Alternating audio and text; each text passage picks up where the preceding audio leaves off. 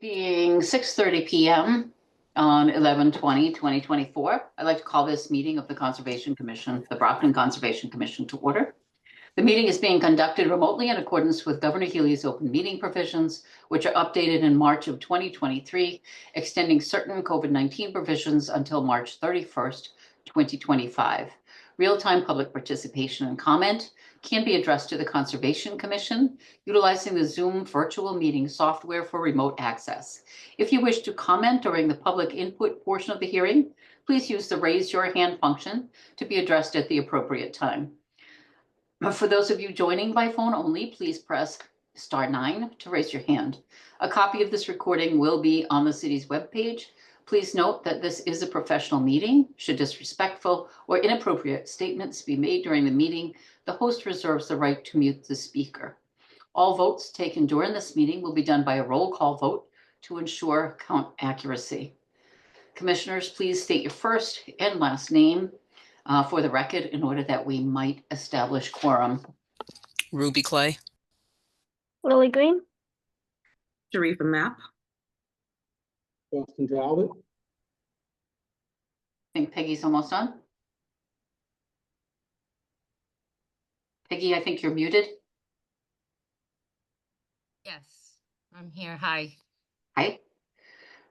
Your name? Oh, Peggy Curtis. And Joyce Forrest. Thank you.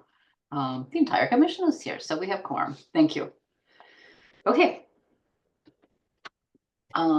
Before we actually start, I'd like to mention that there are some continuances in case there are any members of the public here that might be interested in speaking to any of these issues that will be continued to our next meeting. Our next meeting will be Wednesday, December 18th.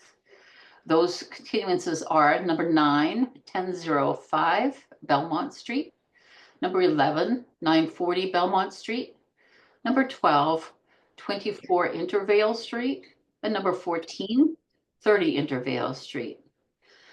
Also, agenda item 19 should be changed. The header listed it, I believe, as a utility, and that agenda item changed to an enforcement order for 29 Country Club Lane.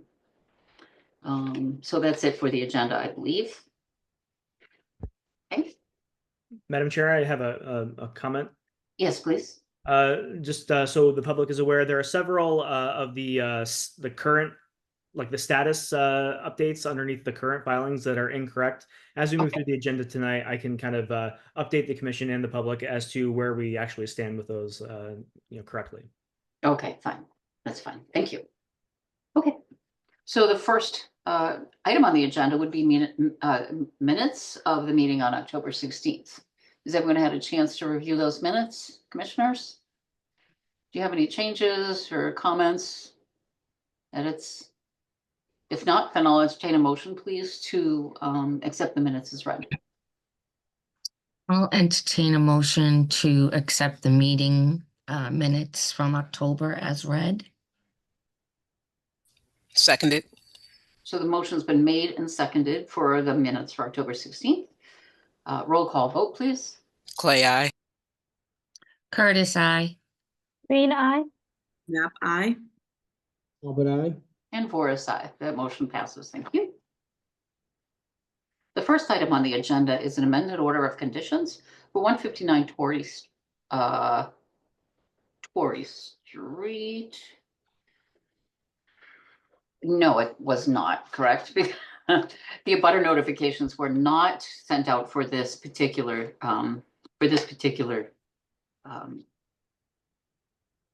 hearing, correct? Yes, that is correct.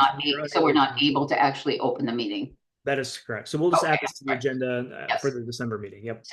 Right. Okay. So 159 Torrey Street, a solar array installation will be added for its first filing for the December 18th meeting. Okay. Thank you.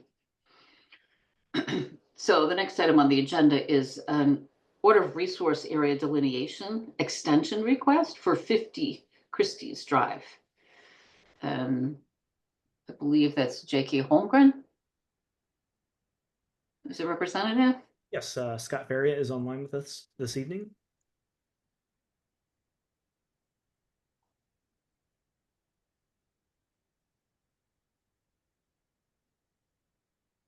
I have promoted Scott, so he should be Thank you. joining us in a moment.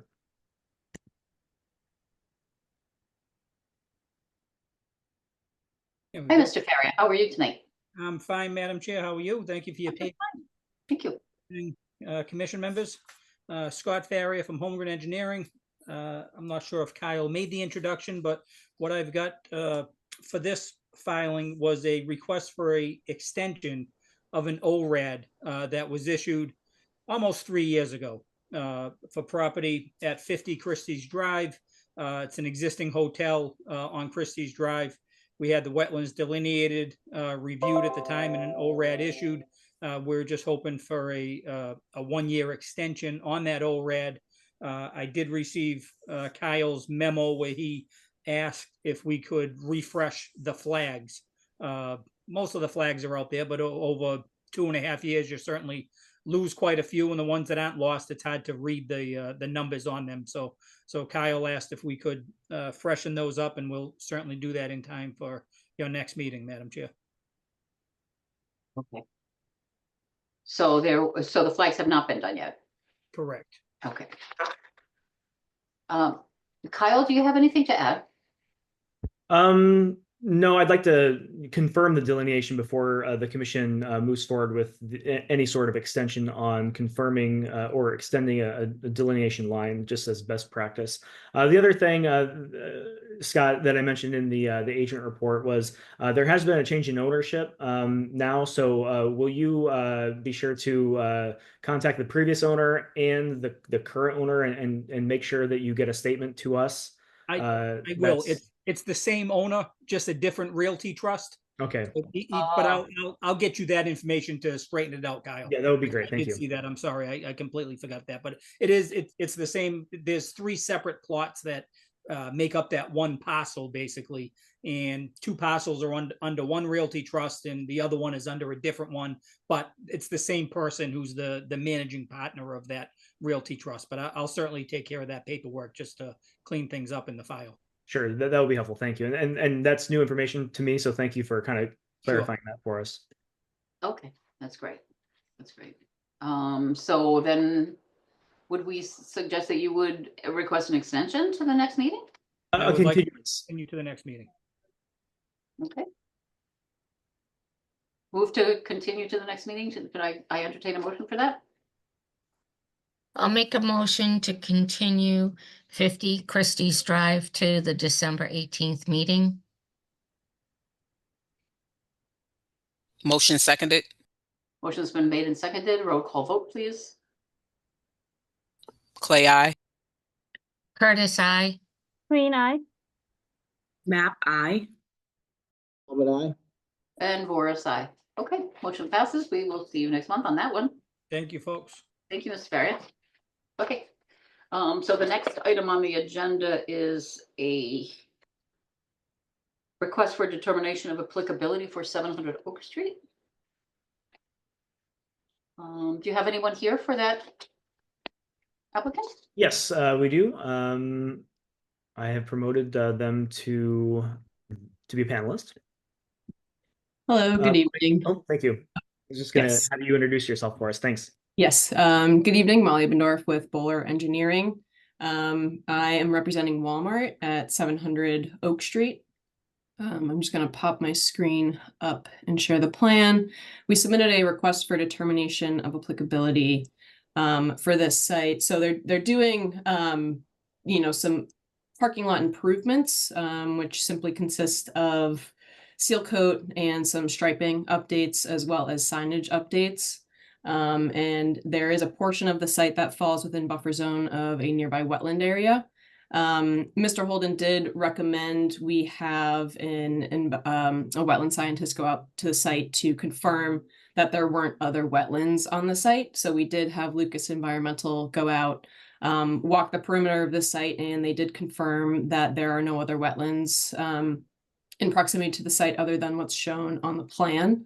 So I will zoom into the area within the buffer zone in question here. So again, there's various updates to pavement markings and striping to help with safety across the site.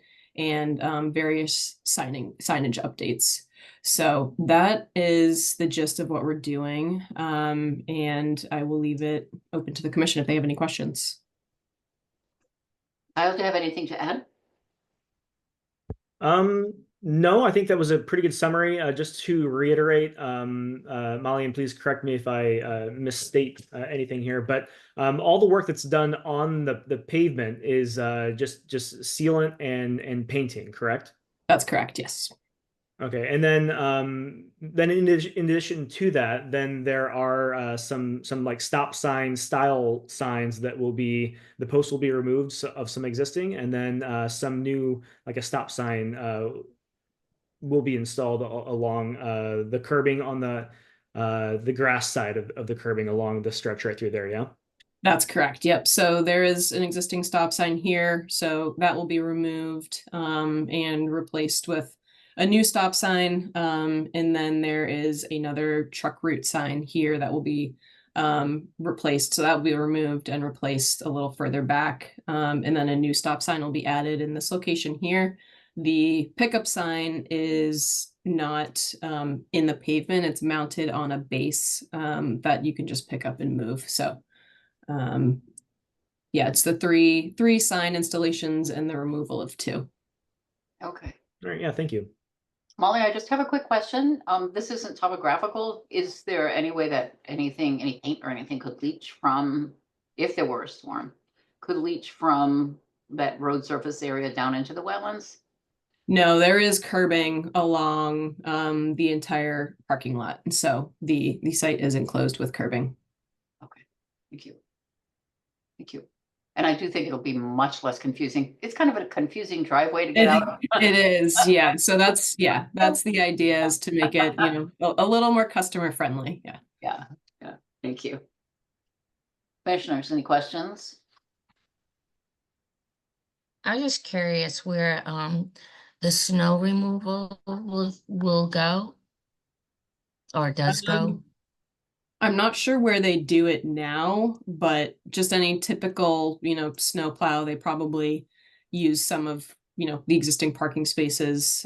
They wouldn't push it into anywhere within the buffer zone because it's within, travel areas.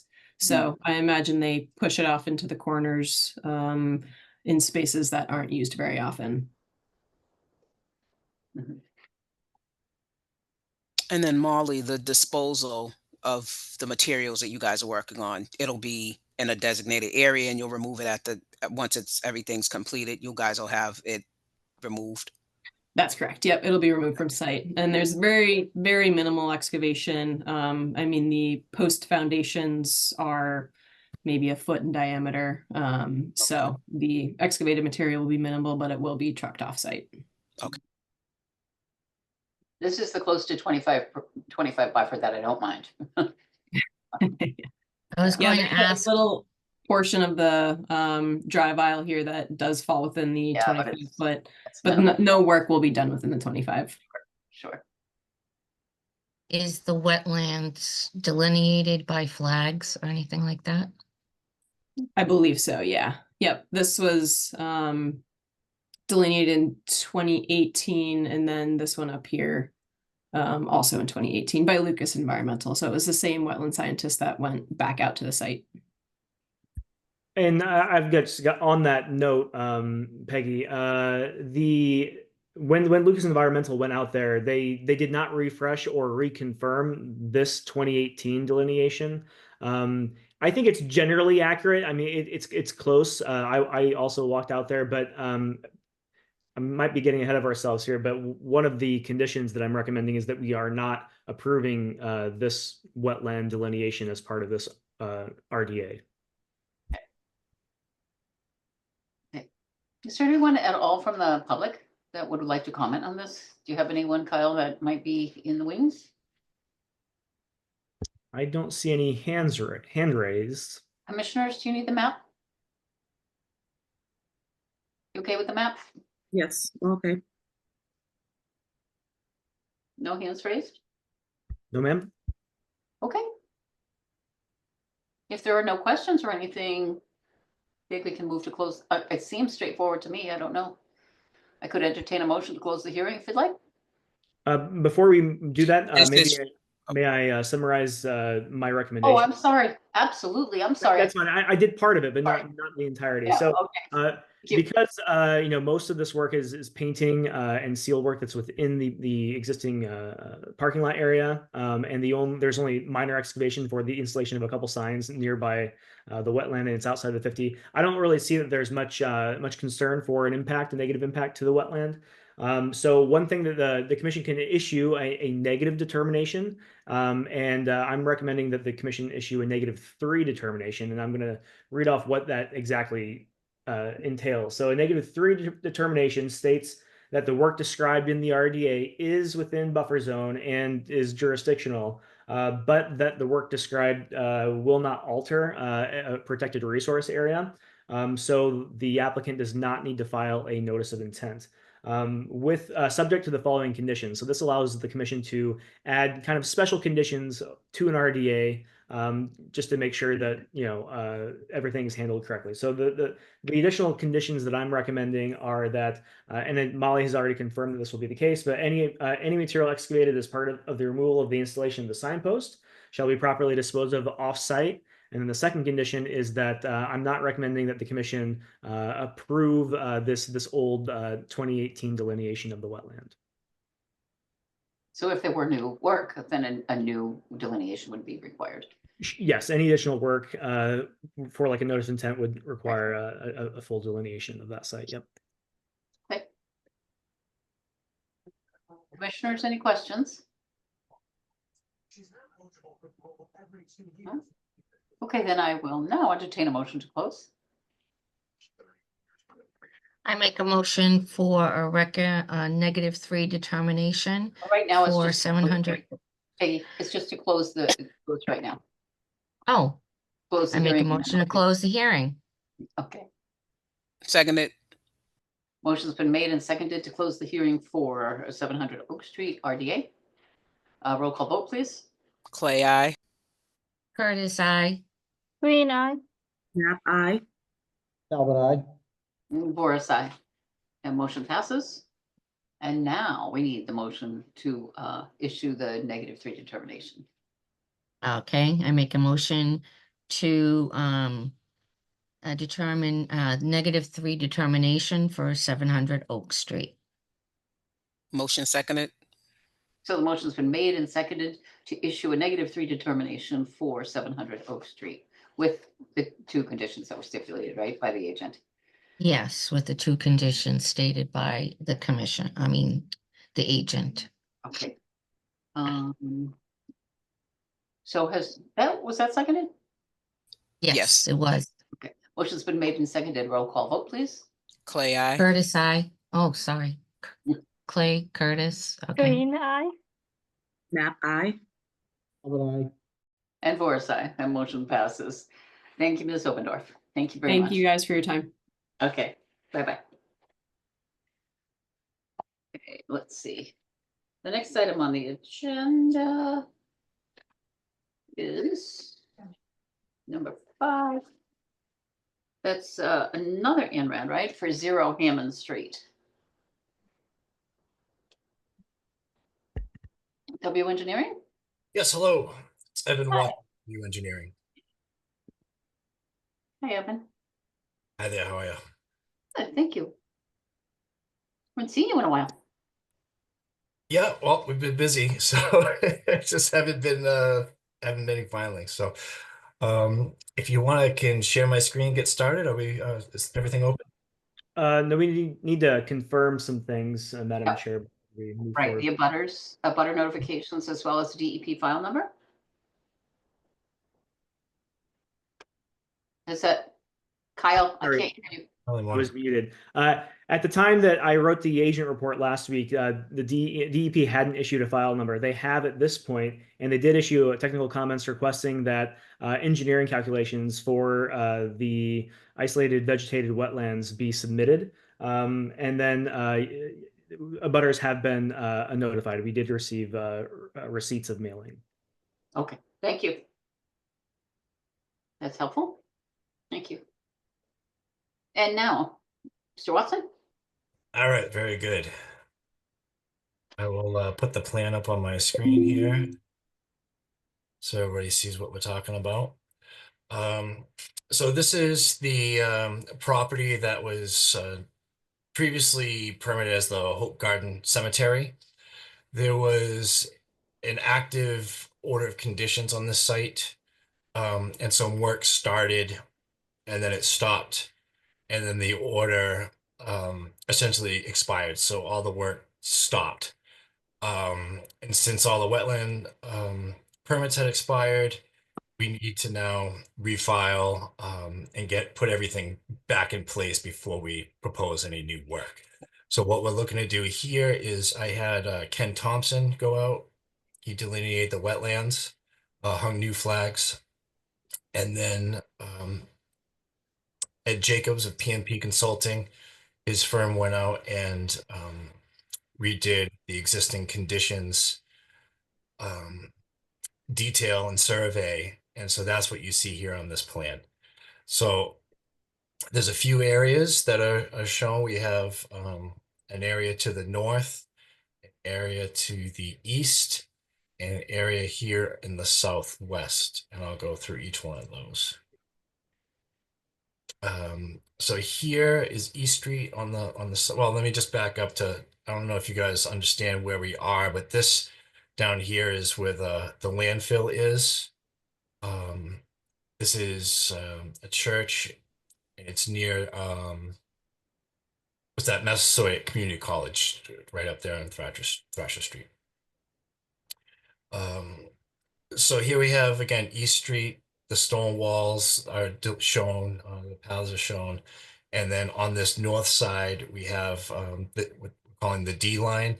It's actually out a little bit farther than what was on the original delineation. So we've delineated that as the D line, and that's a BVW with a 100-foot buffer zone. Then we have here on the east side of the site, which goes into the transmission line easement, the A series of flags. And again, that is also a BVW because this eventually flows and goes into a culvert offsite under Thrasher Street and connects to another BVW. So that also is jurisdictional, has a 100-foot buffer zone. And then we have these two areas here that are shown with the B and the C lines. And there is a low, it's like a valley. It's on a slope that goes through here.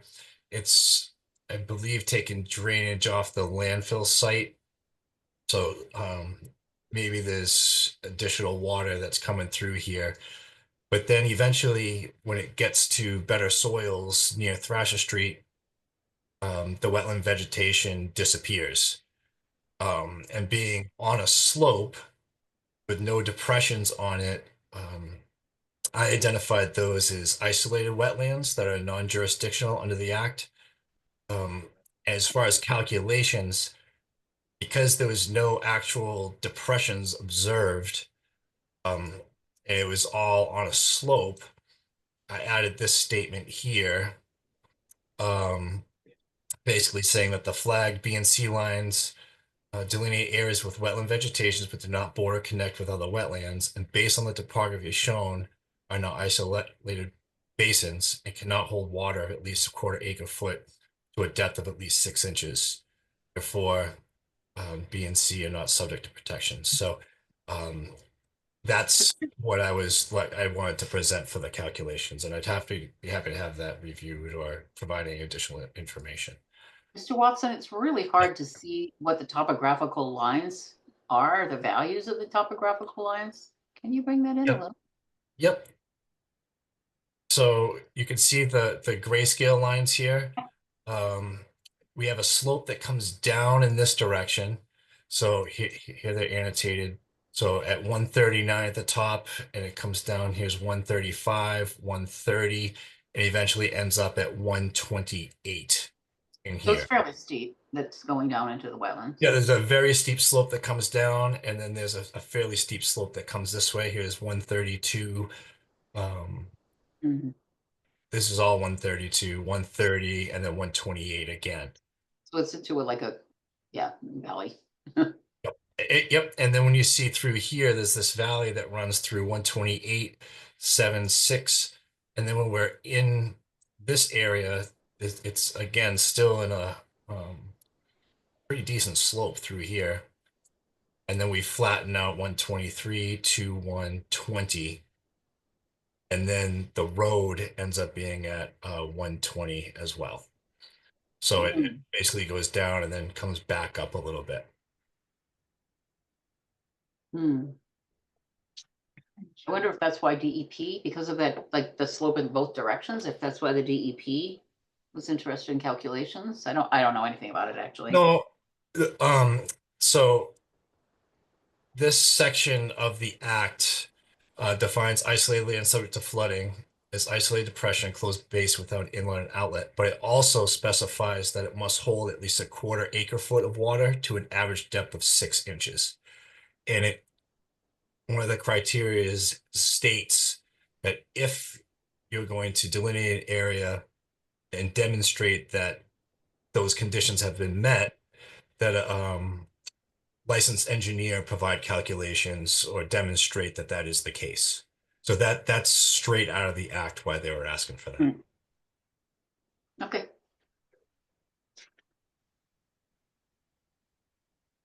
Do you have anything else to add, Mr. Watson?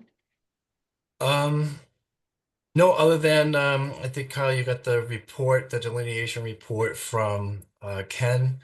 We had the abutter notifications were all squared away, so I think I'm good to go. Mr. Holden?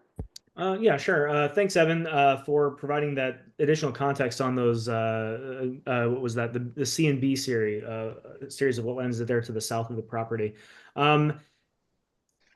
I think that we should formally put that in writing. I mean, I know you've got it on the map, but we should reach back out to Mass DEP and say, hey, you can find this logic here, so they can kind of look at that. On my agent report, I was recommending that we confirm those calculations. I was unaware of the lack of its ability to hold that amount of water. So in any case, my recommendation was that we have a third party go out there and confirm the wetland lines, including confirming that those isolated wetland areas are indeed non-jurisdictional. I still think that that is the prudent course of action for this site, even after Mr. Watson's explanation.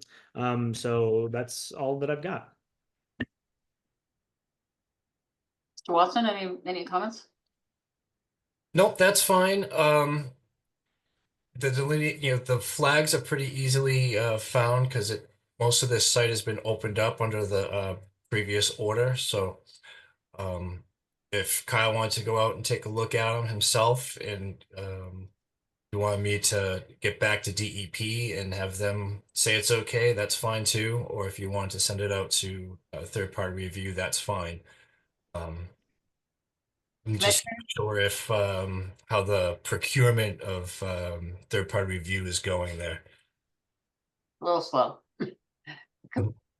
Commissioners, do you have any comments or questions at all for Mr. Watson or for Kyle? No questions for me. I don't have any questions at this time. Same, no questions. No questions at this time. No questions.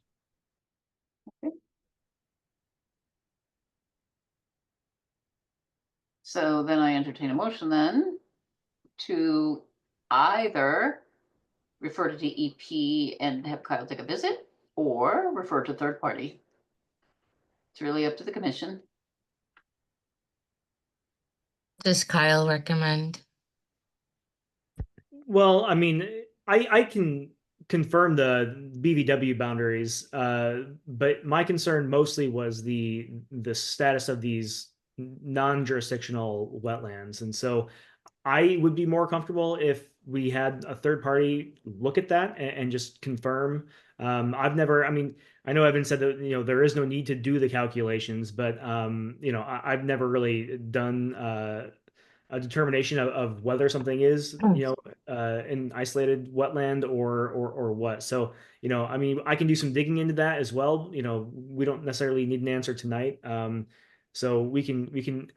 And then the other point is we are so far behind in the procurement process. We could just continue this until next month, allow some communication between us and DEP, and we might have a better understanding of what exactly is required to get this approved by next month. And we're not going to be behind because we're not getting any procurement requests out by December anyway.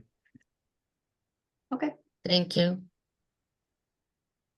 So I would entertain a motion then, I think, to continue to the next meeting in December. And in the meantime, Kyle will visit and DEP will be contacted and we'll see if we can resolve some of it. And if it's not enough, then in the following month, maybe we could refer for peer review. Does that sound fair? Sounds good to me. Oh, sorry. Go ahead, Mr. Watson. Yep, that also sounds good. Yep, that's fine. And I will work with Kyle. I will first send the information to DEP, and then I can put something together about the isolated land subject to flooding out of the act that will make it easy for you, Kyle, to hone right in on where that's located, so you can catch it. Perfect. figure Thank you. it out. Do you have any idea what the distance is between those two areas? The two areas that are kind of near each other? Yeah, I can measure it. This is a 40 scale plan. Bear with me 1 second.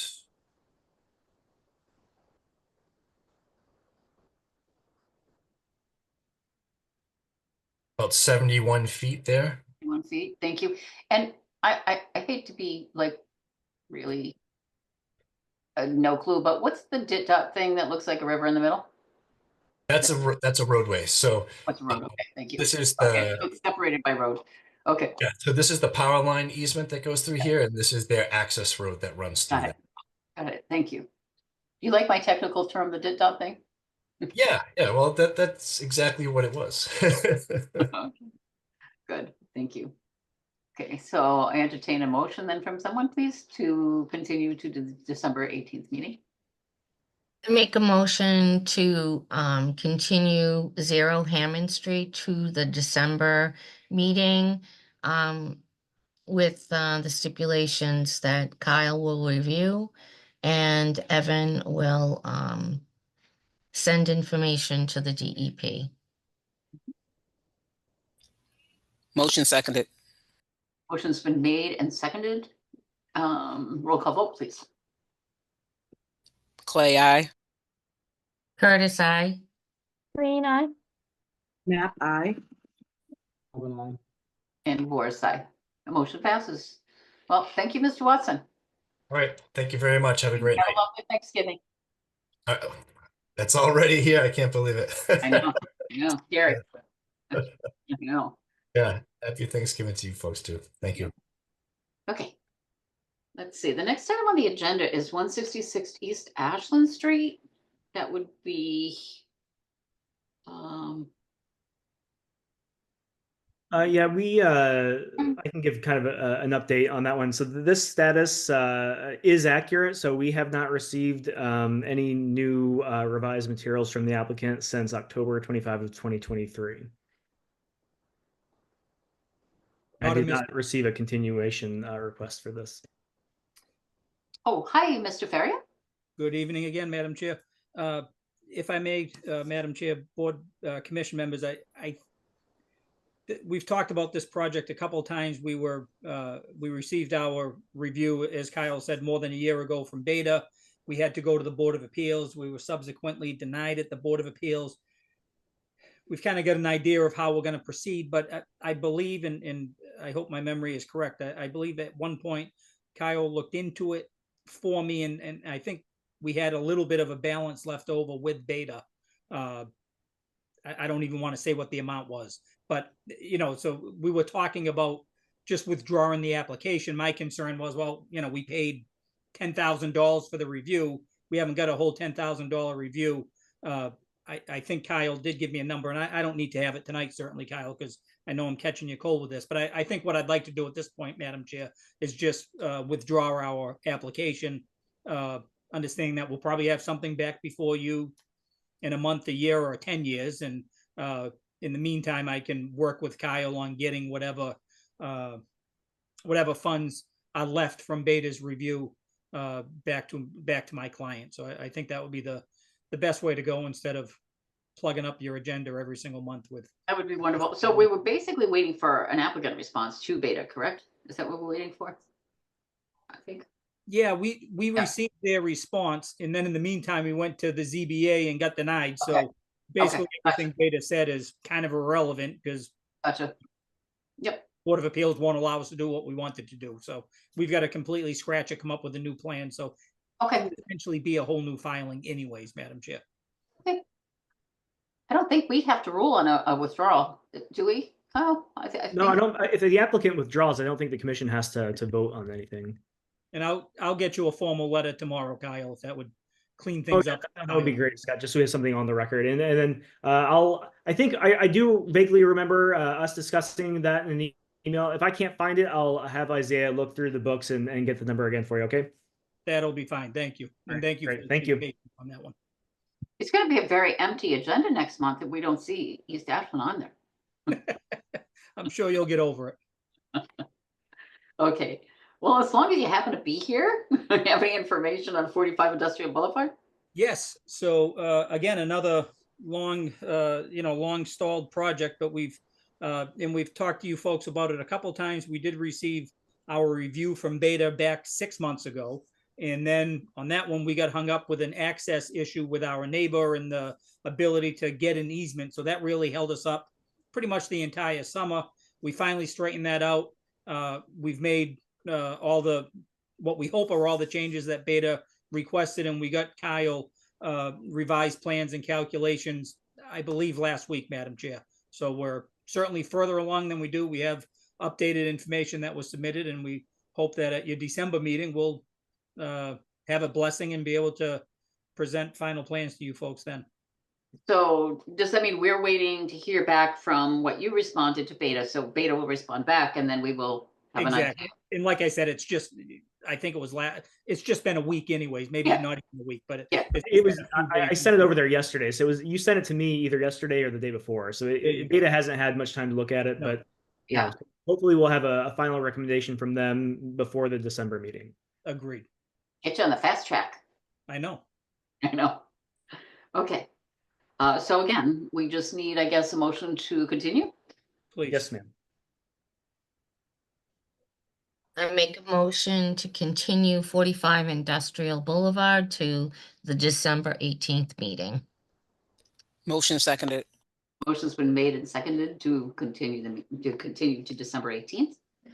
Roll call vote, please. Clay, aye. Curtis, I. Green eye. Map I.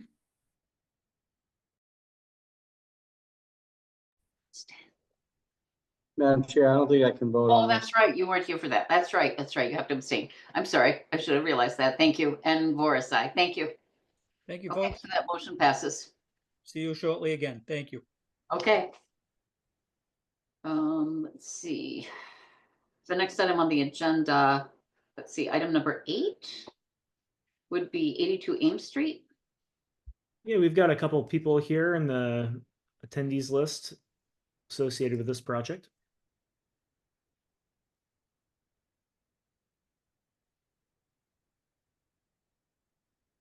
Brigo, I see, but I don't see him, but I see his name.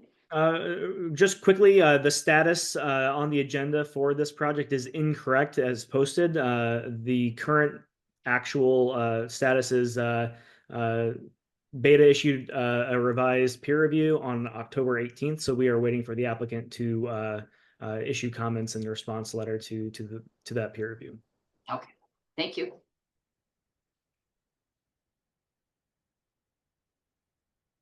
Mr. Rego, are you going to be representing the applicant?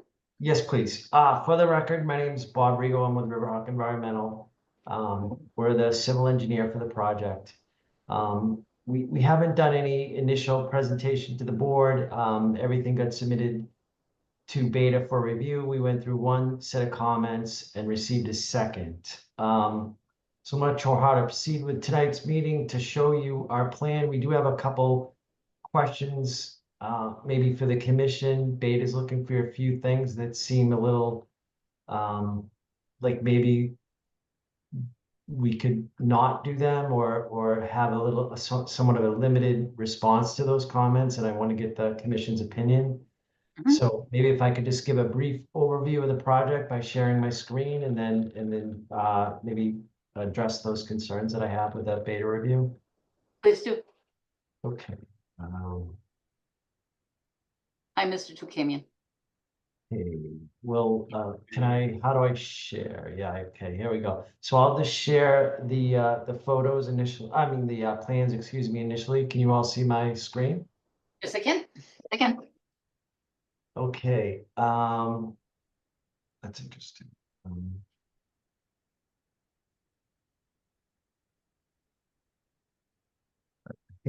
I think I have to share a different screen, so I apologize.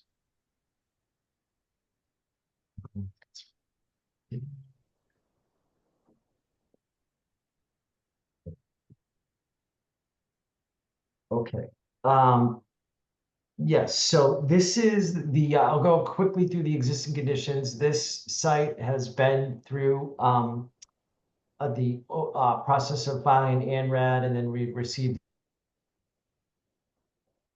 ORAD. So it's basically an existing undeveloped site or semi-developed site on the northerly side of Ames Street and west of Spark Street. There's an existing gravel parking area, which was an unpermitted gravel parking area that was done, and there was enforcement orders filed for that work, and that's kind of why we're here now with the proposed work. There's an existing river that runs through. There's a culverted, it's stone line culvert on both sides, and this is the Searles Brook, which runs through the center of the site. And then there's an existing stormwater basin that was from historical development on the property from way back, which is located on the western portion of the property. So there's a 25-foot riverfront area associated with the Searles Brook, and then there's 100-foot to the bank, and then there's also portion of the site, which is a light green line, which might be very hard to see on your thing. This whole area is land subject to flooding. So everything below elevation 95, which is shown as a light green line on this plan, which includes all of this section, and then a small section along Spark Street, and the entire basin are all within that land subject to flooding.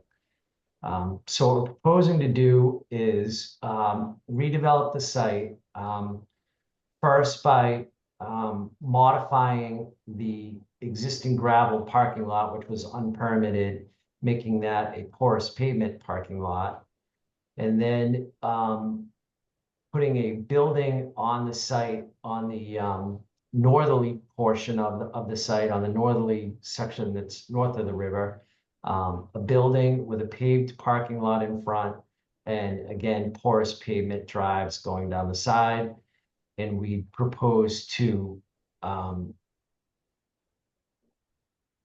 basically, in the area that's the 25-foot, we'd remove what is invasive vegetation and replace that with a restored 25-foot riverfront area.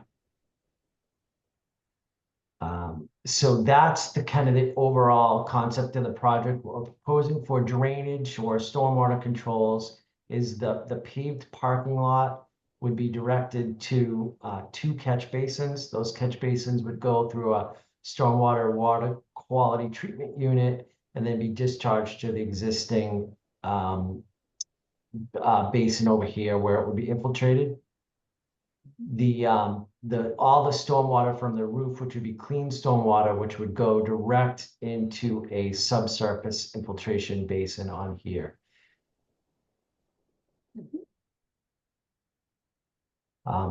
Through all of this development, we've tried to balance the cuts and fills, so we weren't providing any additional fill in the land subject to flooding, and we were able to basically, we're proposing fill in the amount of, what is it?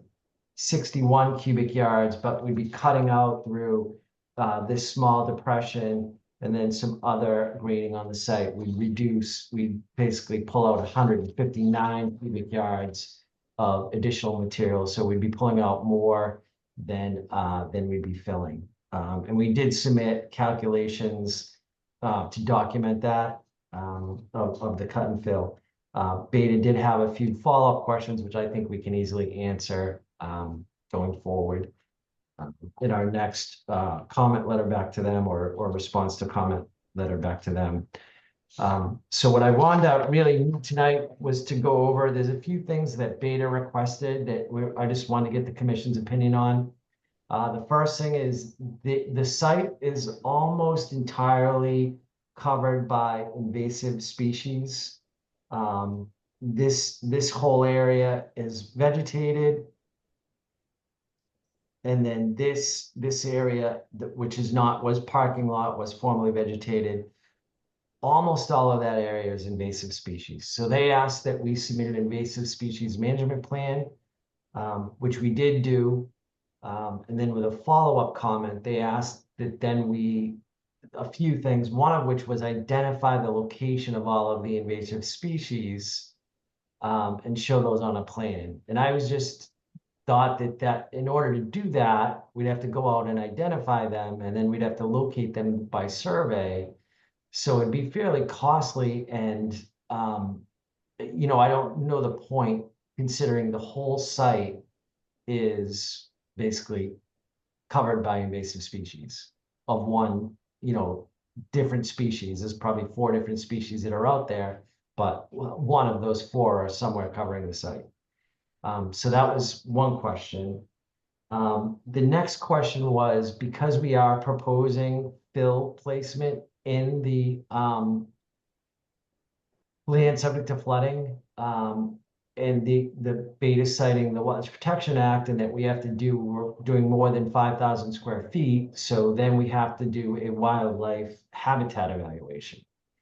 And this site, there's several reasons why I think maybe that can be just addressed by a statement without, again, going to the expense of a full wildlife habitat evaluation. The site basically is, again, but the site has been developed. It's in an area that's a highly urbanized area. The abutting properties are all industrial, commercial in nature. The site now just acts as a dumping ground, and I just want to, if I can, share pictures of that. The owner of the site is tasked with cleaning up. I'm going to unshare this and then share the pictures. But I can't.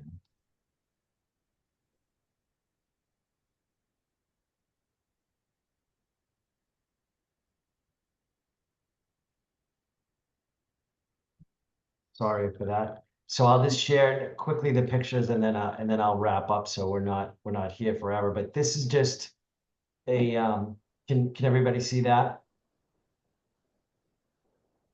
Yes. It's pretty invasive. Yeah, so that's just about 6 months worth of accumulation.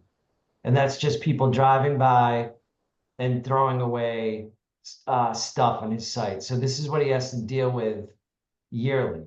It's like spring and fall cleanups of other people's stuff that's hard to dispose of. I myself have observed hypodermic needles on the site. There's broken glass, so cleaning it up becomes a danger too. So again, for those reasons, we are hoping to avoid the necessity for a detailed wildlife habitat evaluation, because I just don't think it's relevant in the case of this site. And I'm going to switch back to the plans again, and then I'll finish up quickly. Mr. Rieger, what are the 4? You said there were 4 invasives?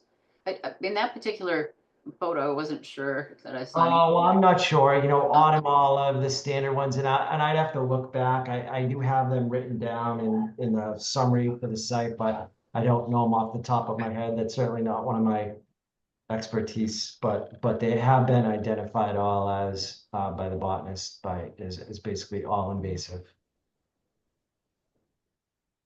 And I, you know, I could look for that and answer that question later. Yeah, no, that's okay. And I'll just go back to the last question and comment that was posed by Beta that I was just looking for a little clarity on is this existing basin on the northerly part of the site. It receives flow the abutting property, part of the roof, and then there's a parking lot over here to the north that's associated with a offsite property that's used for used car sales, and that does discharge to the basin. There's no easement or anything or no right for them to discharge, but they do and have for a long time discharged into this basin. So, you know, would continue to let them discharge to the basin, but Beta was looking for treatment of that water prior to discharge. So I felt it was existing condition, although the whole site doesn't meet the requirements for redevelopment. It was my opinion that certainly we should be required to treat the existing stormwater that goes into that basin. So that was the overall review and my questions with the Beta review that I just wanted to present to the commission, and I guess I'll stop talking and turn it back over to you. I'll defer to Kyle. I'm Yeah, sorry. I've got a couple comments. So, thank you, Bob, for giving us kind of an update here. In general, you know, this is just my opinion, but the commission, you know, referred this out for a peer review because we don't have the expertise to kind of look through and kind of, you know, make sure that the site meets all of the standards. Now, that said, I am, you know, I understand your point of view as well, and I think maybe the route to move forward here is to maybe organize a call between, you know, you, myself, and Beta to sit down and talk about these concerns before we have to go through an entire cycle of you know, your response comments, their next peer review letter. So we've done this for other projects recently. I don't think they would be opposed to that. If this would be fine with you, we can organize a call. We can talk about all three of these points and get some feedback from Beta there, and then we can move forward with you finalizing your review comments for submittal. Does that sound reasonable? That sounds fantastic. Yes, thank you. Yeah, great. So I'll reach out to you later this week and try to schedule time for a call between us and Beta. Thank you very much. No problem. Thank you. Good. That was an easy fix. Thank you, Kyle. Commissioners, any questions? I have a question. On the corner of Spark Street and Ames Street, I drive by there frequently. And if I'm not mistaken, that property is now fenced in. Is that correct, Bob? Is that in response to the people that That's were correct. A dumped? portion was fenced in. Yes. Yep. And I'm Mhm. sorry, what? So the dumping picture that you showed us, was that recent or was that before the fence was put up? Oh, I think I missed part of maybe my internet bagged out, but yeah, that's just a very small portion. It's probably a 4,000 square feet of the 57,000 square foot site is fenced off. So that portion doesn't get trash thrown in it because of the fence, but the rest of the site does. So and that's all recent, though that is just cleaned up trash from within the last couple of months.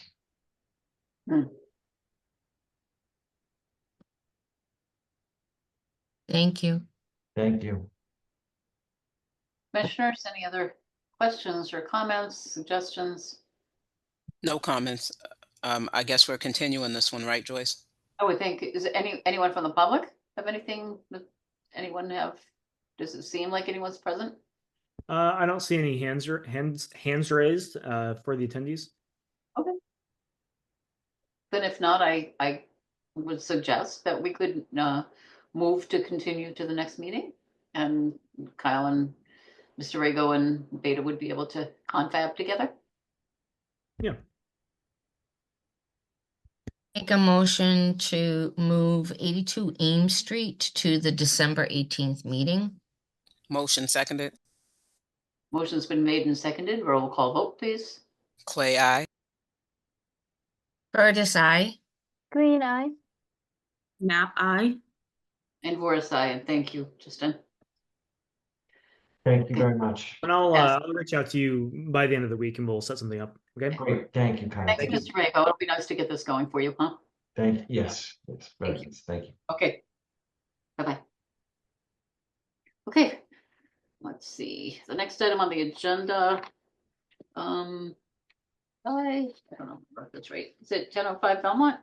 Did that get continued? That is correct, Madam Chair. Oh, it is 10:05 Belmont. Okay. Joyce Consulting Group?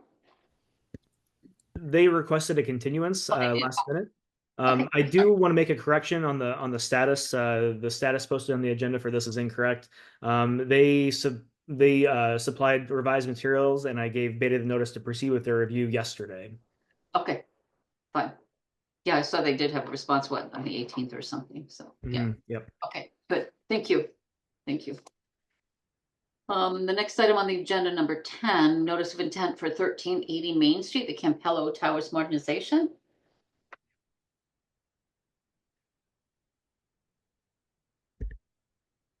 Yes, Madam Chair, may I move forward with this? Beta is not on the call this evening, Okay, but Oh. they did. Oh, Oh, hi, oh, Steve. here we go.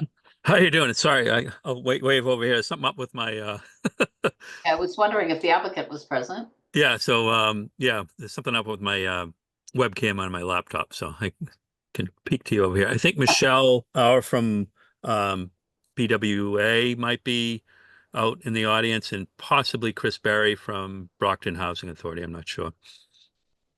They may or may not.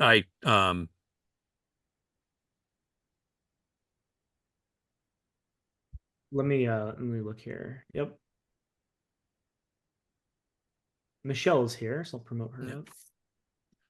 And what was the other name? I'm sorry, Steve. Chris Berry. He possibly might be I on. don't see Chris. in Okay, the- yeah, all right, okay, all right. Okay, All right, Mr. so Sawyer, did you just- want to present? Very quickly, so Beta is not in attendance at the meeting tonight, but they did issue a peer review report. Basically, I've read through this, but basically they are recommending that the commission does have all the information required to issue an order of conditions for this notice of intent. I'm glad Steve's here, so he might be able to answer any questions that the commission has more specifically about the project. And I've kind of read through the report, so if the commission has any questions about Beta's actual report, I'd be happy to answer those. Thank you. Mr. Sawyer, would you mind updating us with just a quick overview of the project? Yeah, sure, I can share. It's been Thank a you. while. Yeah.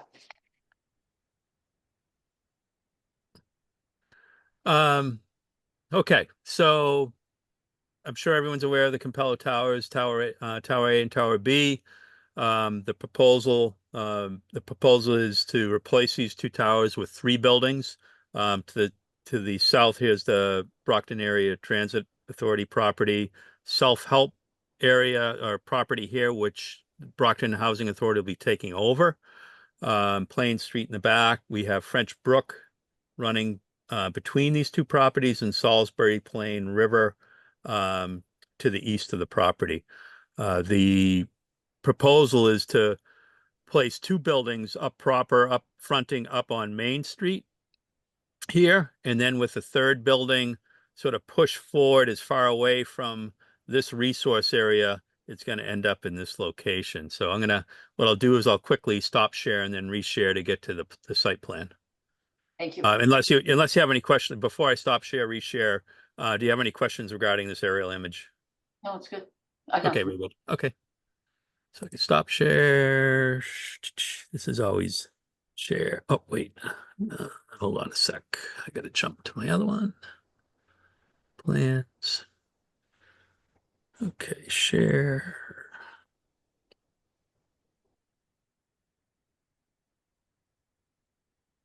All right.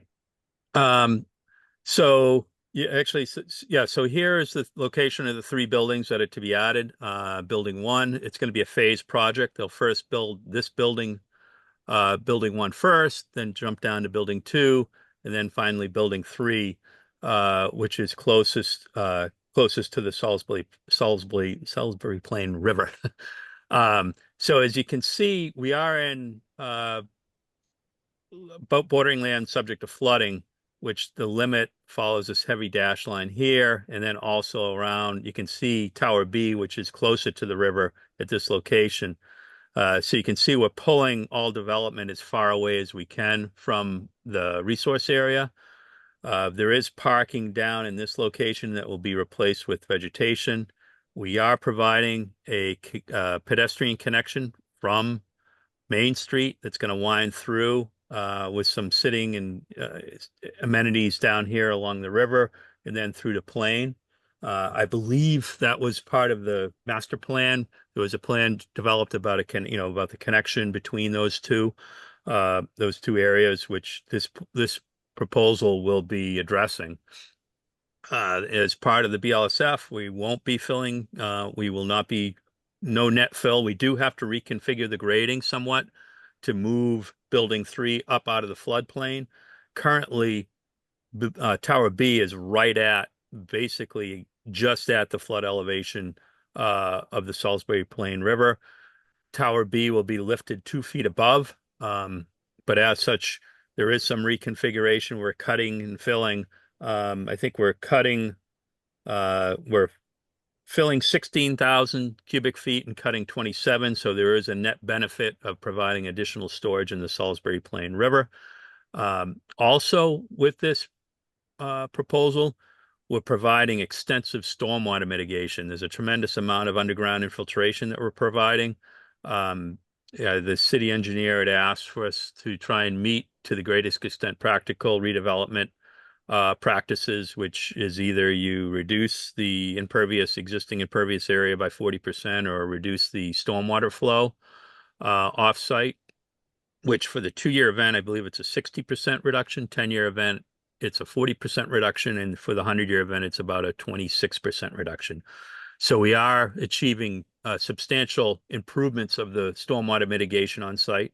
Additionally, we're providing water quality treatment, 1-inch water quality treatment over all impervious surfaces. Basically, now there is zero mitigation, whether it be water quality or peak grade attenuation or volume attenuation. So this project is designed to meet full compliance of the DEP stormwater regulations and also to the greatest extent practical, the Brockton stormwater regulations. So we are providing 1-inch water. Typically, DEP would require 1-inch water quality volume. 1/2 inch, and we're providing 1-inch water quality volume. So it's a substantial improvement to the existing conditions there. We're very excited about this project and can't wait to get it going. And so that's basically the 2-minute overview. I think we went through it back. I think it was probably back in July, and it took some time to go through the peer review process, but we have, and we're looking forward to moving forward. Mhm. So that dotted line is the outline of the old building that will be raised. Is that correct? Yes, yeah. So that's the outline of the old Tower B is here, and it's hard to see because it's screened back, but the Tower A is where is it? It is forward of that. It's hard to see in this look. Let's see. It's basically in this area here. So you have Tower B and then Tower A is here. Mhm. And so it's a little tricky. So we'll construct building one while both towers are in place. And actually all that, the first phase is completely out of the BVW, the jurisdictional area, because this is all going to remain unchanged down in this area. And then with phase two, it's unclear at this time. We may be constructing building two with both towers. There is the ability to do that. But we're hopeful that with the attrition that will pull down building tower A to construct tower or building two. And then we have the ability, as you can see, building three is outside of the footprint of tower B. We may have to construct building three with tower B in place, but hopefully we're hoping that also, that's down the road. That's a couple of years, a few years down the road by the time we get to building three. But we're hopeful that building can come down while we construct tower or building three. So it's going to be a long process, but a very it's a needed improvement out there for the improvements of the towers. And just to move it away from that floodplain, I'm sure. Yeah, exactly. Yes. Yeah.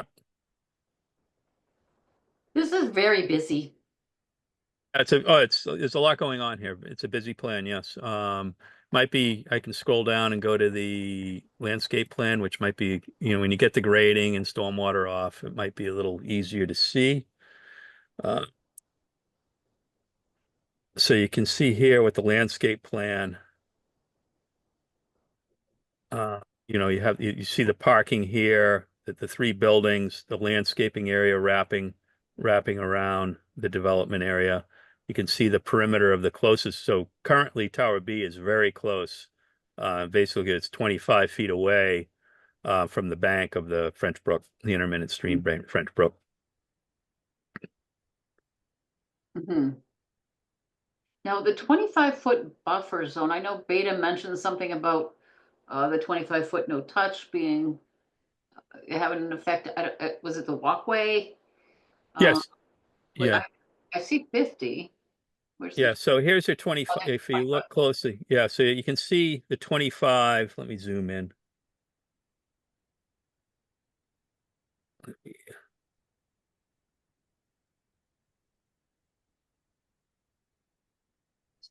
So you can see the 25-foot here runs along here.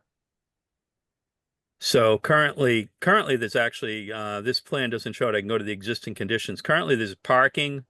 There is parking within the 25-foot. The overall disturbance from the existing conditions, we're reducing the impermeable and impact within the 25-foot.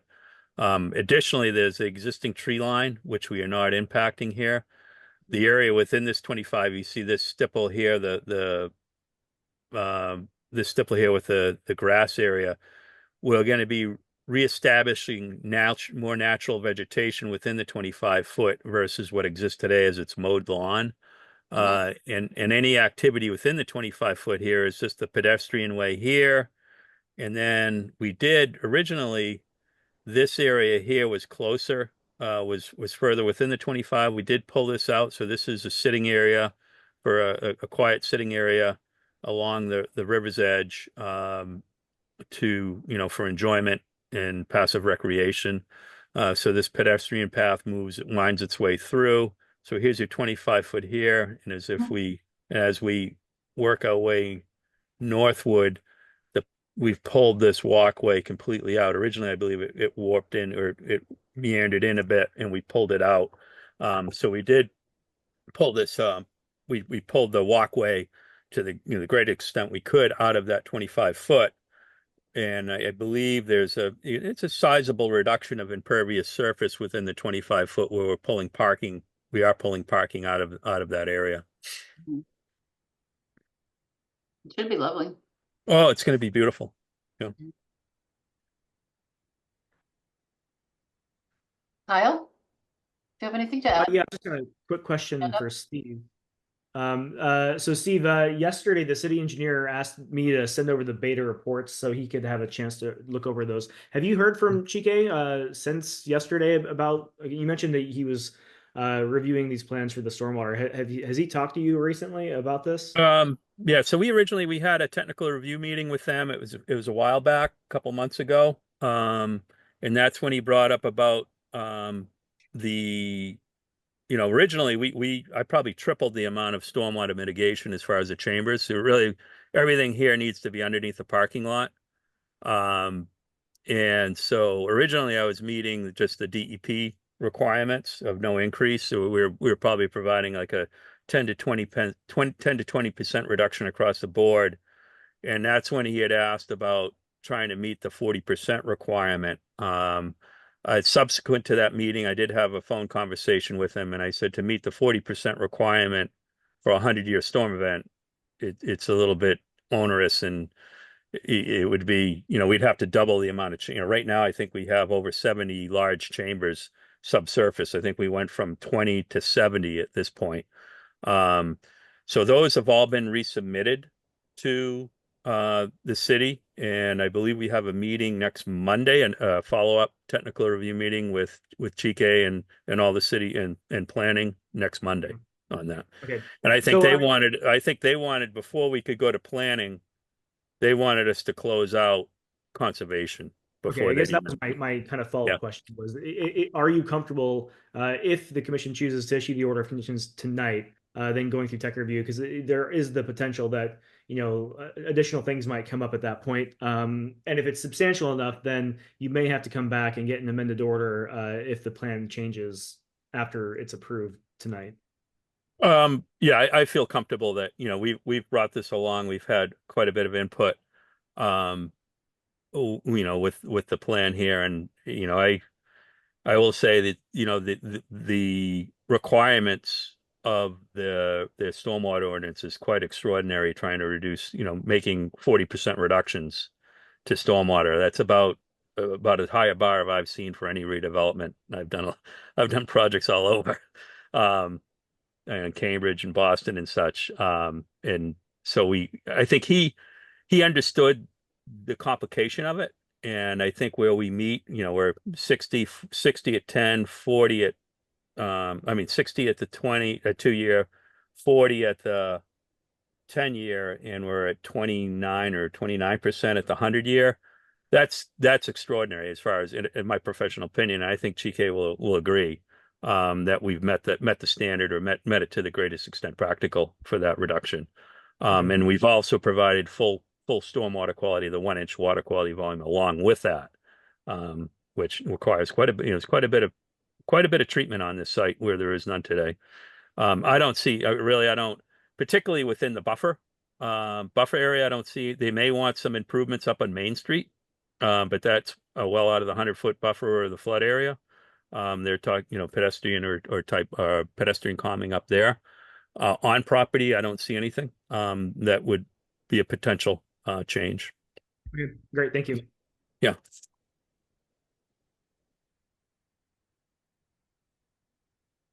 Do you have any comments or questions or suggestions or?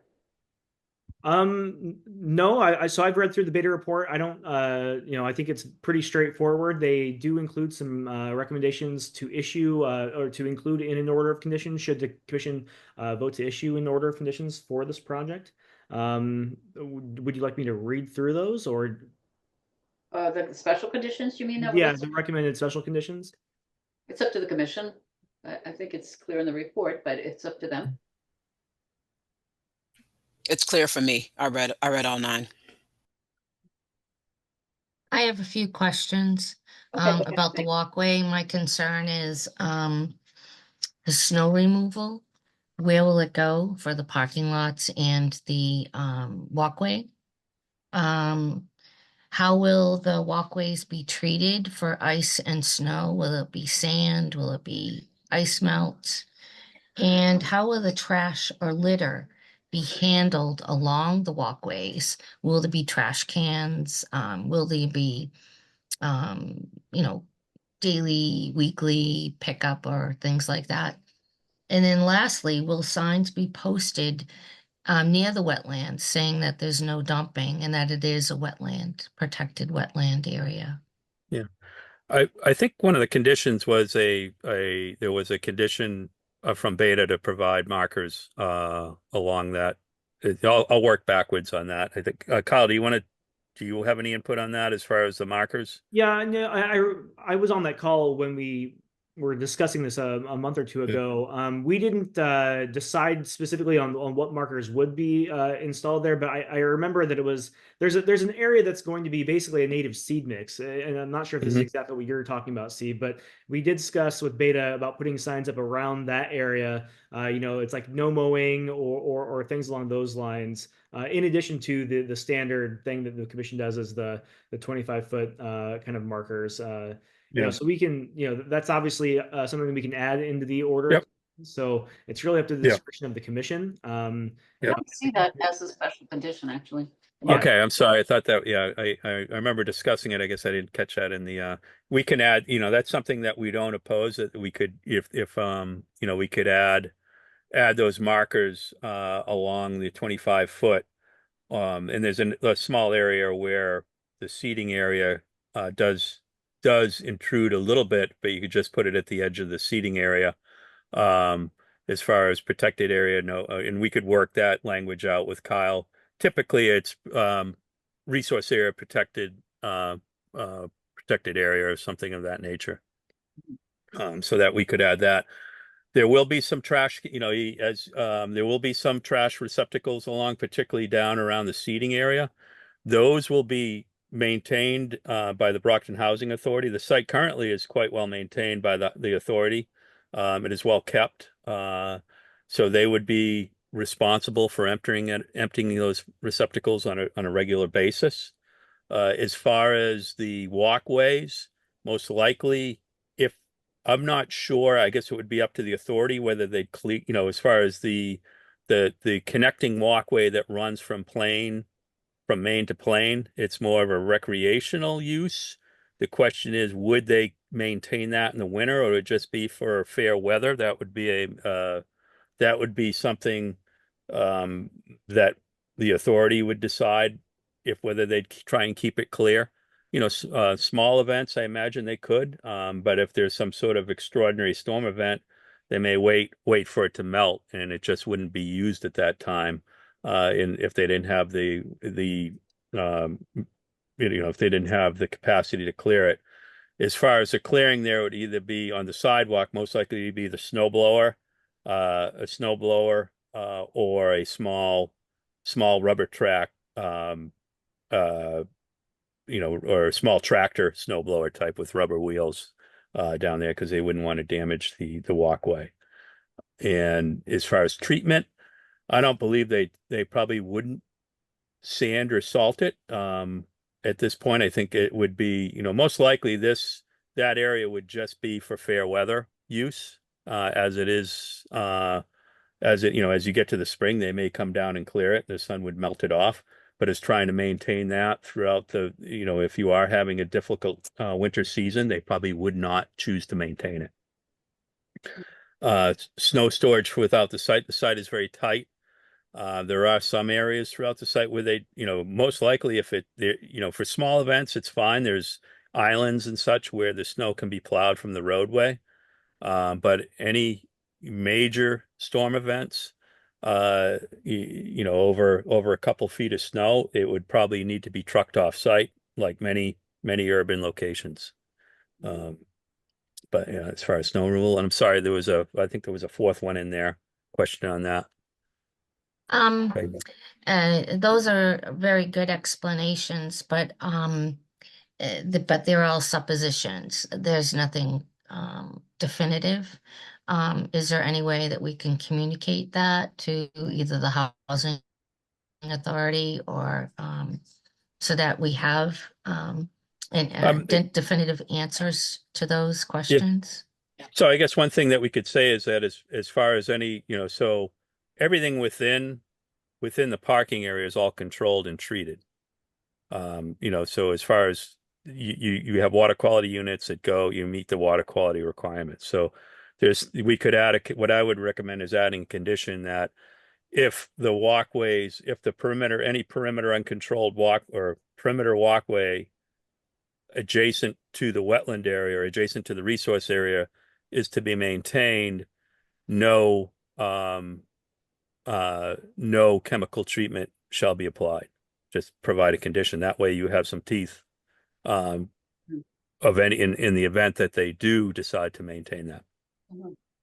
or an environmentally acceptable method of ice removal. Kyle, is that a standard condition when it's close to a wetland? We put it in sometimes. We don't have that in all the times. I think I agree with Steve. I was going to recommend something along those lines. We can add an additional special condition, basically saying what Steve said. That if they decide to maintain that area, that walkway that's within the buffer zone, that like no sand or salt should be used, or something along those lines. Now, if salt is used on the parking lots themselves, then that would collect in the catch basins, no? Yeah. Well, yeah. So what happens? Anything in the parking lot, that's the intent for the water quality is that's all collected sands or sands and salts, whatever. There's a deep sump catch basin is your first treatment device, and then after that, you the stormwater is passed through a water quality treatment unit, which those actually, we're using it just as a pre-treatment device. So that provides the second method, the second level of treatment. And then finally, the basins there's an extensive amount of underground chambers. So the water is directed to a chamber. And to give you an idea, there's a 1 inch, if those chambers are going to hold 1 inch of rainfall before it even flows off the site. So that's what quote is the water quality volume. So then the water goes in pools and infiltrates in the ground versus running off out into the river. So we're achieving I believe well over 80% TSS removal. I think we're up around 90% TSS removal. So that we're a lot of times redevelopment projects, they kind of give you a pass on that. And right now there's zero treatment on this site, and now we're in full compliance with the water quality treatment throughout the entire project area. Right. And really that's where the parking lot is where the only potential for real pollutant loading is. The pedestrian ways typically aren't susceptible. Mhm. Yeah. Commissioners, any questions, comments? No questions from me. I have a quick question. I know it's not in the jurisdiction of the Wetlands Protection Act, but it seems like the expense and it will be lovely, absolutely lovely, but the number of apartments will remain the same. Is that correct? That is correct. Yeah. Currently? Yep. You know why? I think that the forward projection of age is really, Yeah. increasing in the aging population. Any idea why they wouldn't put another floor in each building or something? I think part of it's parking demand. I think actually maybe Michelle's on. She's with the architect. Michelle maybe can answer that question. That's a little bit of higher level. I'm going to drill down in the details of the site. Michelle, are you on? Can you hear me? Yes. Okay. Yeah, so we are actually height limited. The decision was to stay under the 70-foot height limit required to not be considered a high rise under the building code, to avoid the expense that incurs on the building. So we have pretty much maxed out what we can build on the site, for budgetary reasons. We did increase the number of apartments by 2, but yeah, essentially we're staying at the same quantity. I noticed that 2 of the buildings were 7 stories, but 1 was only 6 stories. Is there a reason for that? I think that's related to the pro forma in terms of the development feasibility, like the number of apartments that it's feasible to develop on site. It's a financial calculation. Thank you. Okay. Looking forward to the open house. Me too. Thank you. Very excited. So, commissioners, are we ready to close? Kyle, do you think? Yeah, no, I'm comfortable with issuing the order of conditions. I entertain a motion then to close the hearing for, what was the address again? 1380 Main Street. For Mhm. 1380 Main Street, Campbell High Rise. I'll make a motion to close the hearing for 1380 Main Street But do we have special conditions that we're We going will, to be we will listing? once we close the hearing, yeah. Okay, I close the hearing then. Motion to close. Motion seconded. Motion's been made and seconded to close the hearing on Campello High Rise. Roll call vote, please. Clay, I. Curtis, I. Green eye. Snap eye. And Vora's aye. Thank you.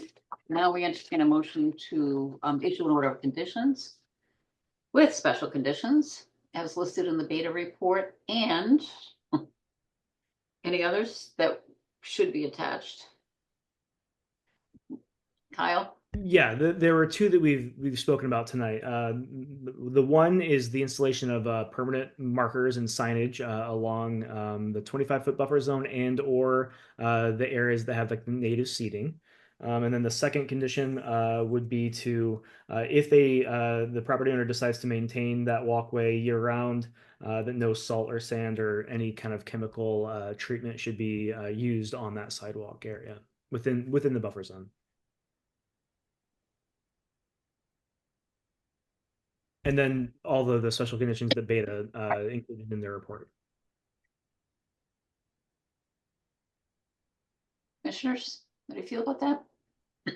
Yes, I agree with that. I feel Agreed. comfortable with that. Okay. Yeah, So I make a motion to issue an order of conditions with the conditions by Beta and the conditions that Kyle mentioned this evening. Motion seconded. motion has been made and seconded to issue order of conditions. Roll call vote, please. Clay, I. Curtis, I. Green eye. Snap eye. And Vora's aye. Looks like 1380 Main Street is on the map. Good. Great.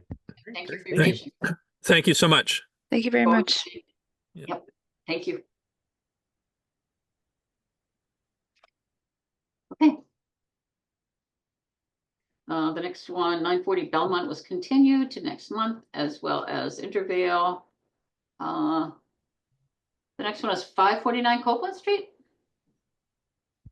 Yeah, I don't know that there's anything to really discuss here. We did not get a continuance request. I'm not sure if Scott's still on the call, but we can also just continue this to the next month. So this is on hold until we get the procurement process worked out for these referrals. So this is just kind of one in a long list of projects that need to be referred out, that we voted to be referred out, that we just need to wait until that contract's executed. Mr. Ferry, do you have anything? Nope, we would like to request a continuance. Okay. Motion to continue to the next meeting, please. I make a motion to continue 549 Copeland Street to the December 18th meeting. Motion seconded. Roll call vote, please. Clay, I. Curtis, I. Green eye. Snap eye. And Vorsai. Okay. Thank you. The next one is 30 Intervale Residential Building. It's also been continued to December 18th. Let's see. The next one is 0 Lawton Avenue. That's Mr. Ferry, I believe. Yes, ma'am. 0 Lawton Ave, a site that we've been before you folks for a couple of different issues, an enforcement order and this proposed notice of intent. I believe we took care of the enforcement order at the last meeting. So I think at this point, that's another one that's waiting to be sent out, waiting for the process to be finalized. So I think I need a continuance on that one. I did. You know say what that, the- yeah. You know if after the DEP file number was actually issued on that one? I don't know why I have a question about that here. we just sent everything out to DEP Okay, earlier in the week. Just once we straightened out the Okay, enforcement good. issue with you folks and had Brad Holmes back out there to redelineate. So it was just sent out to DEP. So we don't have one yet. And I do have one comment. This is another one that the status is incorrect on the agenda. It says that the enforcement order needs to be resolved. As Scott mentioned, we kind of did resolve that last month. So this just we're just waiting for that peer review process on this project as well. Thank you. Okay, thank you. So we need a motion to continue, please. Motion to continue 0 Lawton Ave to the December 18th meeting. Motion seconded. Roll call vote, please. Clay, I. Curtis, I. Green eye. Snap eye. And Voris, aye. That motion passes. Thank you. Thank you. And last but not least, 136 Perkins Avenue. Yes. Madam Chair, Scott Farrier from Holmgren Engineering. We filed a notice of intent for this property, 136 Perkins Ave. The property is in the flood zone. Mm. And according to Brockton zoning ordinance, a property that's in the flood zone needs a variance from the Board of Appeals, in addition to conservation approval. So we filed with you folks trying to get the notice of intent straightened out first. There was some question as to whether or not we should go to the Board of Appeals first, but just from past experience, recent past experience, I really need to get this through the Conservation Commission first before I go to the Board of Appeals. The Board of Appeals isn't comfortable making it a decision on the flood zone without the Conservation Commission, the wetland and flood zone experts in the city making a determination first. So we really feel like and also that there was a thought that perhaps we could at least file with ZBA and then come and get the process going with you folks. Unfortunately, the Board of Appeals does not allow us to continue hearings. They're Oh, so it's a one and done. committee. Yeah, they're just about the only voting committee in the entire state that does not allow it. But like you guys that have 19 items on your agenda and most of them are continued from past hearings, we cannot. We've got to file it today. We go before them at the December meeting and they vote yes or no that night. So I'm really stuck between, a process of what you'd like to see and what really I need. There's no way I can get, there's no way I believe I can get a ZBA approval without you folks jumping first. So I really need the commission to go first in this instant, Madam Chair. So that being the case, I think we've discussed previously that we'd like to have it sent out for peer review as well, being that it's in the flood zone and there's compensatory storage calculations involved with the development. Kyle, I see your hand up. Yes, just to kind of give a little bit more detail about what Scott said. And Scott, you might be able to chime in here, please. So if the ZBA were to consider a project, and as Scott mentioned, they don't allow continuances, so they make a decision on that project when after the application on the night that they received that, there is some sort of like if they decide not to grant the variance, Scott, there's a time frame that the applicant cannot apply again. Well, it's like a 2 or 3 year period. Is that correct? Yeah, it's 2 years, so it's not. I can't just roll the dice and hope they say yes. They say no, I try again. Once they deny it, I can't go back for 2 years. So it's right. And so that's an added complication. So I definitely understand where you're coming from. Now, all of that said, the Wetlands Protection Act has very explicitly states that, for a notice of intent filing, that all locally obtainable permits are at least applied for. And I know that's something that we had talked about, getting the application into ZBA. That's neither here nor there for this one. We did open the hearing for this project before we kind of caught that that hadn't been actually the application put in. Now, that said, Scott, I have been talking with the chair of the ZBA, trying to work this out. This is a known issue. And so and I'm not sure, this may not have kind of may not have gotten out there yet. I'm not sure that what the ZBA has decided to do it as a body themselves, but the chair asked me to write a letter to the ZBA, kind of explaining the jurisdiction of the Conservation Commission, how ZBA and conservation should be working together. So I did send that out just a couple of weeks ago. Maybe the best way to move forward, considering that this project is something that does need to go out for peer review. That peer review process, unfortunately, is not ironed out yet. So we're not really, by not voting to issue this, to refer this out to peer review now, we're not hurting ourselves. We're not any farther behind than we would be otherwise. Maybe over the next month, you can reach out to Ken, the chair of the ZBA, and see if he's had a chance to talk about how Concom and ZBA are going to be hopefully functioning better moving forward. And maybe maybe the situation has kind of resolved itself based upon that guidance that they have received. I've not spoken to any of the other members, and honestly, I've not talked to Ken after I issued that letter. But Ken has seen the letter. He kind of helped me draft it. So at least he's on board with that and the recommendations in that letter. So maybe we reach out to Ken and see kind of what his feel for ZBA is at this point. That would be fine. And I think hopefully we can report back at the December meeting and be able to push things along one way or the other. Yeah, that sounds great. Thank you. Sure. Thank you. So from this point forward, though, do you think it would be better just to go with a continuance or a continuance with a referral in case the peer review process happens to resolve? Well, I think just a continuance, because, at this point, we really should have, if we go by the letter of the law, we should have at least had the application for ZBA in before the notice of intent filing came through. Okay, so wait till the 18th and then see how that's going with the ZBA, and then at that point refer. I think that would be fine. Plan. Okay. So I entertain a motion then, I guess, to continue. I make a motion to continue 136 Perkins Avenue to the December 18th meeting. Motion seconded.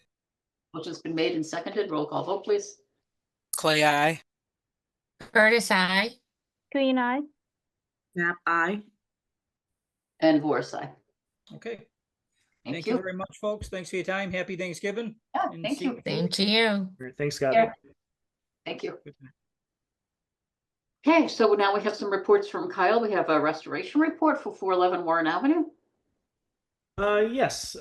So last month we looked at the first kind of draft of this restoration plan for 411 Warren Avenue. This is the I got my camera off. This is the site that the homeowner or the property owner kind of built up a side yard and put a retaining wall in, and it was within the riverfront area.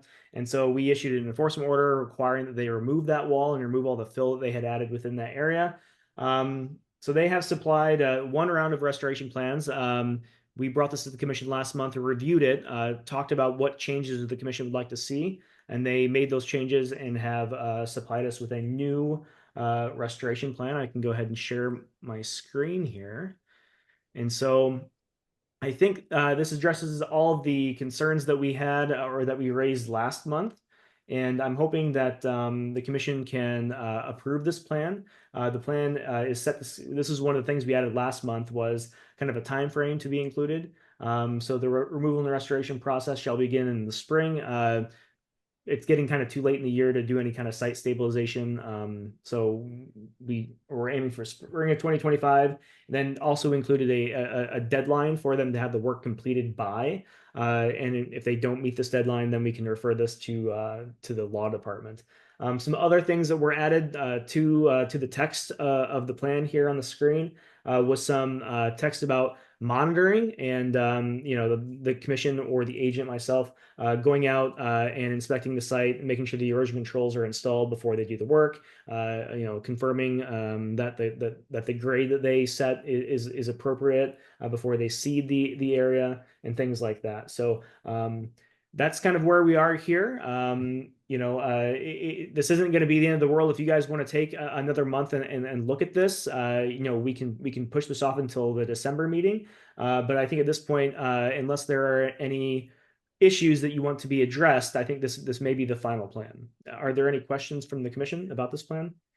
Yes. How will the bank be restored without any materials? How will it be stabilized? So the bank, let me just describe kind of what this area is. The Salisbury Brook is channelized in this area to the north of the home here. So let me pull this up. So the home is here.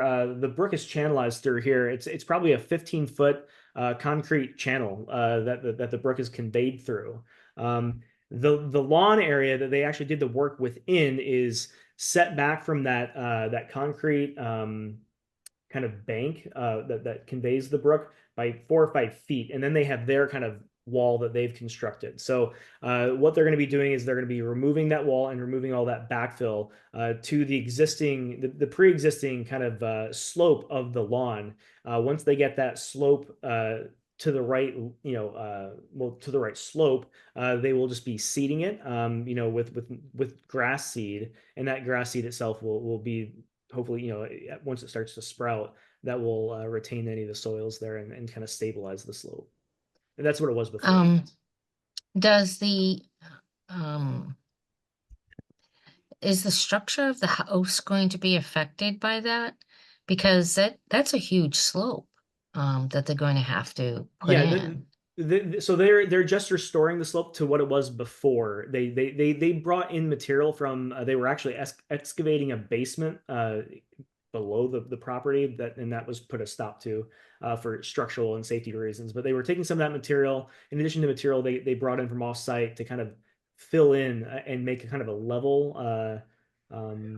side yard rather than the steeply sloping side yard that was there before. So what we will be doing when they go out there is they will just be removing the added material until they get down to the pre-existing slope. And once they get to that slope, they will just seed that area and kind of plant it back to grass, restoring it to the way that it was before they did any of the work. Okay, thank you. So Kyle, the silt sock will just be sitting on the side of the top of the hill, at the top of the 15-foot drop in.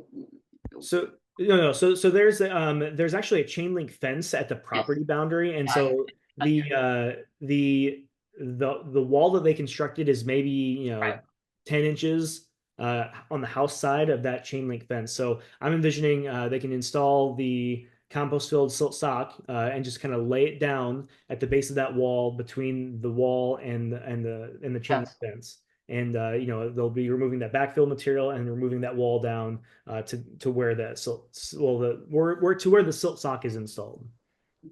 And you think that will capture any of the? Yeah. Mm-hmm. Oh, okay. I think this is a great example of an agent that has gone above and beyond for citizens. That I was just going to say that, beyond Joyce. understanding of this whole process of of the Wetlands Protection Act. It must be really difficult to come in and think that, oh, I own property and I can do what I'd like with my property because it's my property, and not have a lot of resources. And I think, Kyle, we have to really appreciate everything that you do. Yeah, kudos to you, thank Kyle, you for that. Yeah, thanks. And I'm just happy that Helena, she's not the property owner, but she's kind of managing this whole thing. She's been great to work with, and she's similar to the situation you just described. They had no idea that they were breaking the Wetlands Protection Act, the protections they get for these waterways and things. But she's been very willing to work with the commission, and I think she's been happy to be able to kind of to work with us to get this hopefully resolved soon. No, we do appreciate you. Yeah, thank you. Can I ask a question? I know I can't vote on this, so Madam Chair, I mean, if you as the agent are comfortable with this, I mean, you're more experienced in this than us, do we pass this on to the homeowner and say, here you go, and just get it done? I mean, does that make sense? I think it's not really a vote because it's really a recommendation, right? It's a Or an approval, maybe? Yeah, you can vote on this, Justin. This is not like something this is something the commission has required of the property owner to submit. You can vote on this if you would like. Oh, you would like us to vote on that? Okay, then so we could accept it as a Yeah, I mean, so ideally, I would like the commission to approve this restoration plan so we can give it back to the homeowner and say, hey, this is what the commission has reviewed this. They like this plan. Please execute the plan, and then once it's done, then we can kind of close out this whole enforcement order. Okay, good. Thank you for the question, Justin. Okay, then I entertain a motion then to approve the restoration plan. I make a motion to approve the restoration plan for 411 Warren Avenue. Motion seconded. Motion's been made and seconded. Roll call vote, please. Clay, I. Curtis, I. Green eye. Nap I. Bobbin, aye. And Boris, aye. Okay, All right, great. Thank you. good. Thank you. And the last one is an enforcement order for, oh, no. No, Zero Allen, I'm sorry. It's a Yeah, violation. just Allen. this is just kind of an FYI. I didn't require anyone from Zero Allen and this notice of violation to be at the meeting tonight. But I went out to the site with members of the Brockton Inspectional Service Department, and there was a homeless encampment along with a bunch of trash and debris and things on this parcel. This parcel is kind of within the riverfront area, the 100-foot buffer to bank, so it is a jurisdictional area. So I partnered with the Inspectional Service Department. We both issued citations to the property owner requesting that they go in and clean out all the trash and the tents and all the debris on the site.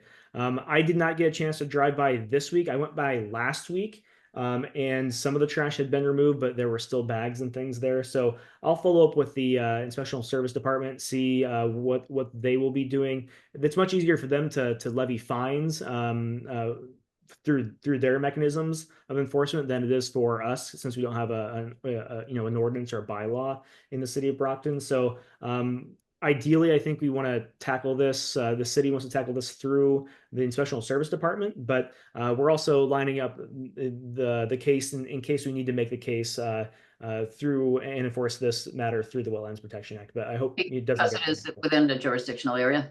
Yes, because it is in the jurisdictional area. Mm-hmm. Okay, so there's no vote or anything that we need to worry about? No, just kind of a heads up that we did issue this.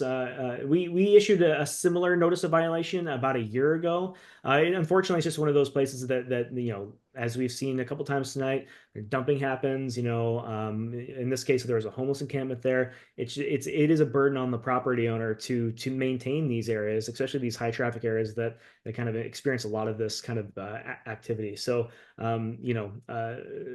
that's unfortunate, but that's also it is the responsibility of the property owner to kind of maintain them. Thank you. Any questions or anything? Comments? No. And so the last one would be an enforcement order for 29 Country Club Lane?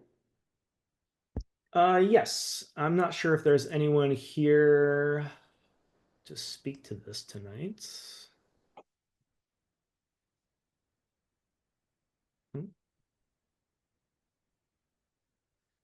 I don't see anyone in the attendees that would be here to speak to this. So yeah, this is an enforcement order that I issued in late October. I got an anonymous tip that there was some work being done in a conservation area behind the property at 29 Country Club Lane. So I went out to the site, spoke to the people. They were actively doing work when I got there. They said they knew there was some conservation land back behind the property. I didn't have my boots or my shovels or anything with me at that time, so I spoke to them and they agreed to stop work on that day, and I would come back the following afternoon at a specified time to kind of confirm that there was a wetland back there and just kind of figure out what the next steps were. The following day, I did a little bit more digging, and I found that this property had just been constructed. This home had been constructed in, I don't have the date in front of me, but it's a fairly newly constructed home within the last 5 years or so. They did receive an order of conditions from the commission approving the construction of the home, and like kind of a patio area behind the property. I'll pull up a map here in a moment, but so it did receive an order of conditions, and basically the entire area behind the patio was wetland. And I'll pull the plan up now because I think it's pretty important that you see that that plan. So one moment, please. Get that up and share it with you.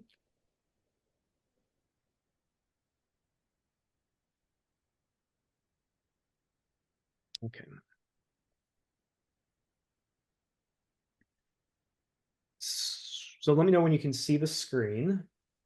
See the screen, it's just not a lot of detail. It's pretty small. Yeah, we'll zoom in for you. So this is the site plan that was approved under the order of conditions when the home was constructed. You'll see this is Country Club Lane here at the top of the screen. There's a driveway, and then here's the main structure of the home. I'm going to scroll down a little bit. When they proposed this development, they had to delineate the wetland on site. And so that's what this line is here, this kind of bold line with these dots. This was the original wetland delineation along through here. So a majority of the southern portion of the parcel, or at least the bottom. I'm not sure which is the cardinal directions here, but on the bottom of the site here, you'll see that this kind of dark polygon here right next to the rectangle of the home is currently it's an approved patio that was constructed as part of and approved under the order of conditions.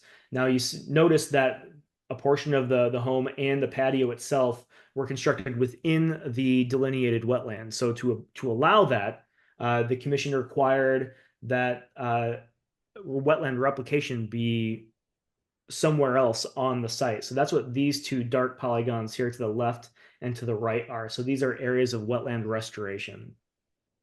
So this is what was approved, and they were. This was all this work was done. They did the wetland restoration and everything, so then that was the plan. And then when I went out to the site, they have this is the patio that has been approved, and they were back here with some small machinery, basically clearing the entire area out, removing trees, branches, a lot of stones, things like that. I don't have a picture on this enforcement order, but when I went back to the site the following day to deliver this and speak to the property owner, there were trees that had been removed as well, like large trees that had been cut down farther behind where I'm standing here that I don't have a photo of. And then this is another shot here. You can just see where they've kind of tore up the top 6 inches or so of this entire area through here. I'm gonna stop sharing my screen, and I'll see if I can find those other photos that I took the following day if I have those here. Yeah, okay, so here's just one, but I'll share this too.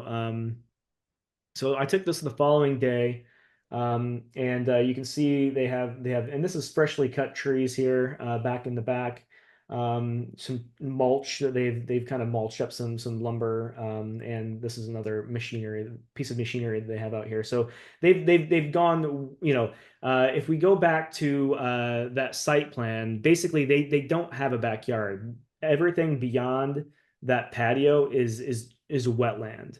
And that was included in the order of conditions that, or in the special conditions that whole area was jurisdictional and protected. So unfortunately, they went ahead and did all this work. I did, in the enforcement order, required that they attend the meeting tonight to discuss all of this with the commission. Obviously, no one showed up. So I will reach back out to them and request that they attend the December meeting. The enforcement order required a restoration plan be submitted to the commission to basically restore that wetland area to the state that it was approved, basically with the order of conditions. So the wetland itself that was not disturbed during the construction of the home needs to be restored to its original conditions. Then also those wetland replication areas need to be restored to the way that they were when they were initially installed. So that's kind of the thought process here. This enforcement order does need to be ratified by the commission. So I sent that out without waiting until tonight's meeting. Do you have any questions for me about this? Do you want to see any other pictures or the map again of the order of conditions plan? I have 2 questions. Was the homeowner appraised of this before? This is why I always think that it's so important that these developers inform the homeowners before they purchase the property that they are going to be, bordering wetlands or vegetated wetlands, that it should be in their deed, so that, the next owners and the next owners are all aware of that. And then my second question is, the next door neighbor has a fence all the way down to the part that that person cleared on 0 Allen Street. So is the neighbor in violation also? I'm not sure when that neighbor's house was constructed. It certainly looks like the I've got the plan on the enforcement order. Let me look at that again. The delineation does not go across that property line. If you look back at I don't know when that home was constructed, Peggy, and I guess that's the beginning of that. So I'm going to share this again here, that initial plan that we looked at. So this was the plan that was submitted or approved as part of the order of conditions. I did not dig into this at all. We can certainly look to see when this home was constructed. If it was constructed before the Wetlands Protection Act, then any fill work or anything that they've done there is just kind of grandfathered in. The delineation just kind of ends here at the property boundary. So that's one thing that I can look into that and get back with you. The second thing, the first point that you raised was about informing the property owner. So when you issue an order of conditions, and you get that certificate of compliance, that should be bound to the deed for this property in perpetuity. Whether this specific individual knew about this or not, I can't really give you an answer to that. When they were Do you going through know the if purchase of the property, like, their lawyer should have been able to find that, and that should have been part of that discussion. The person who developed this property, that was the applicant for the notice of intent for this, sold this property to the current property owner. The anonymous person that reported this said that they knew for a fact that the developer had informed these people, but that's hearsay. I cannot confirm nor deny that. When I spoke to them, they seemed to think that there was, or to be aware that there was conservation area somewhere back here, but where that exact boundary was, I don't know. The order of conditions did require signage to be posted on the boundary of the wetland to demarcate that.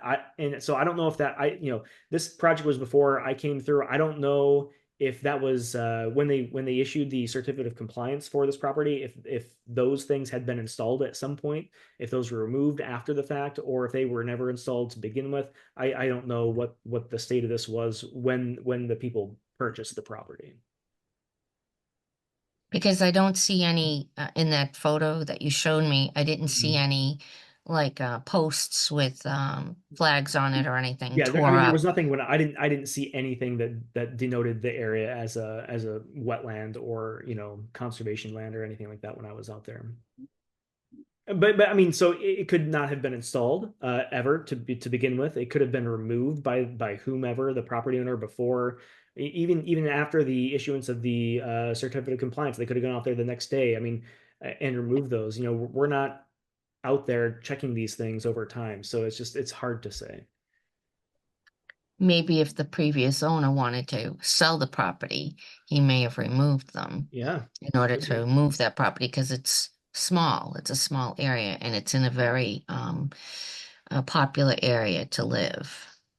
Yeah, and I understand, like, I mean, there's no room for a backyard here. Like, the whole area behind that patio is wetlands. So, and when I was out there, that's kind of what they were saying. Oh, we just want to clear a little bit of this area, plant a little bit of grass, put a little area for like a fire pit or a gazebo or whatever they want. And I understand that desire, but that's not something that's feasible on this lot. And so this is kind of the challenge with allowing construction like this to be approved, is that it's one thing for them to meet the standards when they're the engineer's right here and they've got their plan. Okay, well, technically you can meet all these things, but as soon as the home's constructed and we're not actively looking at this, that's kind of out the window, and like anything can happen back there. And it's unfortunate that they did all this work before we caught it. But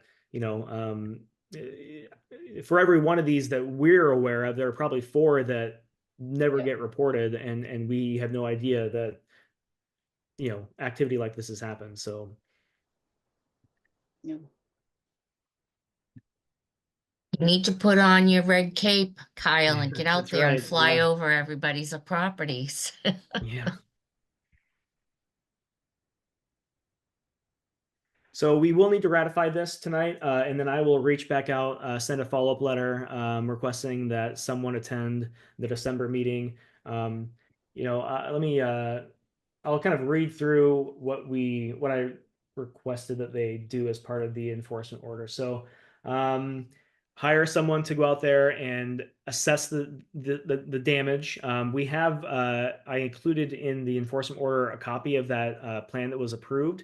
And the second sheet of that plan that was approved under the order of conditions was the wetland replication sheet. So there is detail there as to what was planted, where it was planted, how many of them were planted. So they need to go out. They need to hire someone to go out and assess what's currently there and see how that's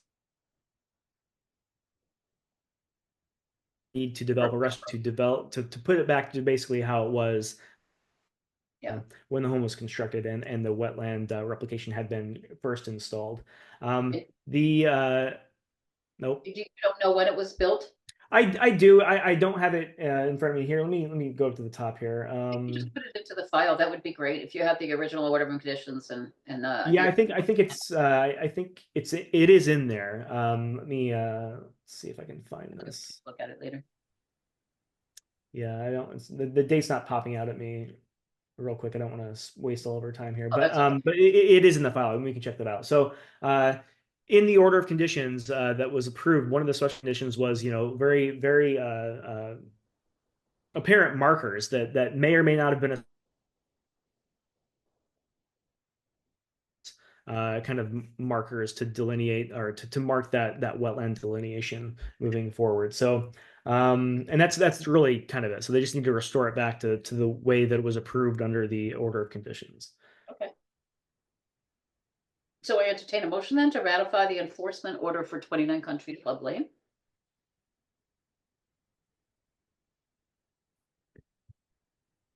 I make a motion to ratify the enforcement order for 29 Country Club Lane. Motion seconded. Motion's been made and seconded. Roll call vote, please. Clay, aye. Curtis, aye. Green eye. Map I. Would I? And Boris, aye. Okay. All right, thank you. And then I did just pull up the order of conditions. It was issued on June 26th of 2017, so like 7 years ago. 17, yeah. Yeah. So with that, Just looked it up on Zillow. It was built in 2018, what it says on Zillow, and it was sold in 2019. Yep, that sounds about With right.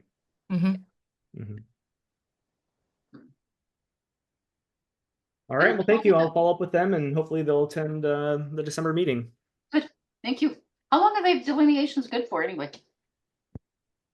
I mean, generally 3 years, but that said, 7, yeah. I think the